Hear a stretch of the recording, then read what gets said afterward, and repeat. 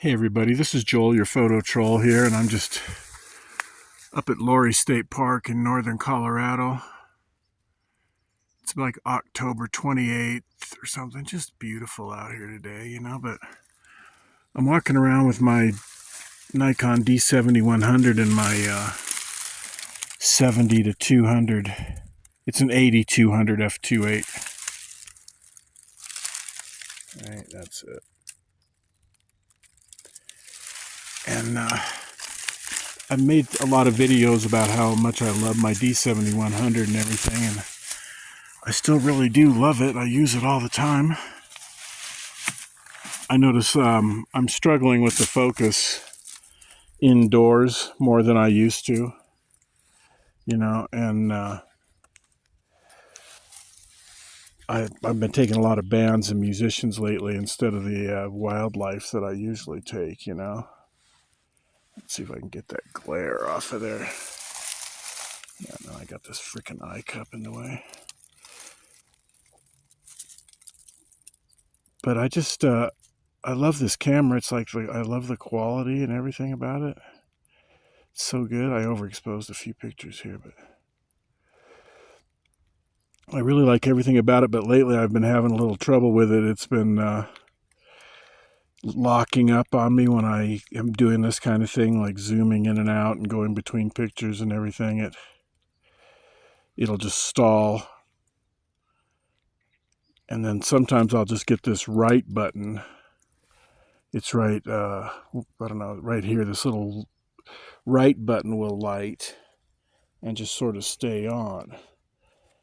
And I've taken the battery out and everything, and I still have that problem. And then I switch batteries and still have that problem.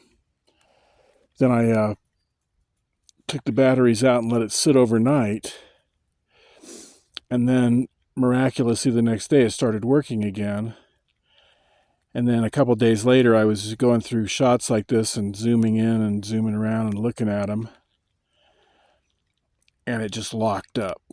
So I did a shutter count test on this thing, and it's only got about 35,000 actuations on it, so that's really not many for a camera.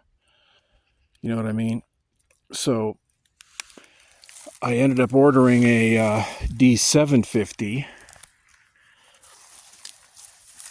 to replace this thing, and then I got that D750 used, and it came in and it had several different problems. It had a focusing issue where it would just ratchet back and forth in continuous autofocus, and it just had a couple other weird little quirks. And so I sent it back, and I really wasn't super impressed with the difference between 24 megapixel crop sensor and 24 megapixel full frame. It was like, there was a slight difference, but man, talk about minute.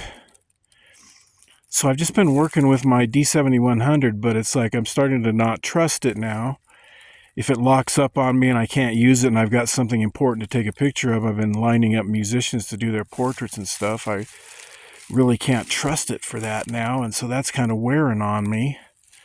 And so I'm thinking about replacing it, but I don't know if I should replace it with a like a D800 or something like that. That's 36 megapixels. Maybe then I'd be impressed by the quality difference or something. But I also know I don't really want to carry a gigantic D810 around. This thing is a pretty hefty beast of a camera, and it's like the small little crop sensor. You can tell the lens dwarfs it. If I had a great big camera on here, it would be like even heavier than this, So I'm kind of thinking about that. Whether do I really want that, or do I want to go with the old Nikon mirrorless? I was thinking about getting a Z5 and an adapter, but the problem is this is a screw mount lens, and it won't work on that. Autofocus won't work on that camera. So that's just frustrating. It's my favorite lens. It's my best lens by far. It's just got a really cool and unique character to it. So it's like I don't want to give it up. So that's one thing. With the D810, I can just put this lens on it and just go, no problem. I know it would autofocus fine. but then I'd be stuck with that great big noisy heavy old school camera, you know.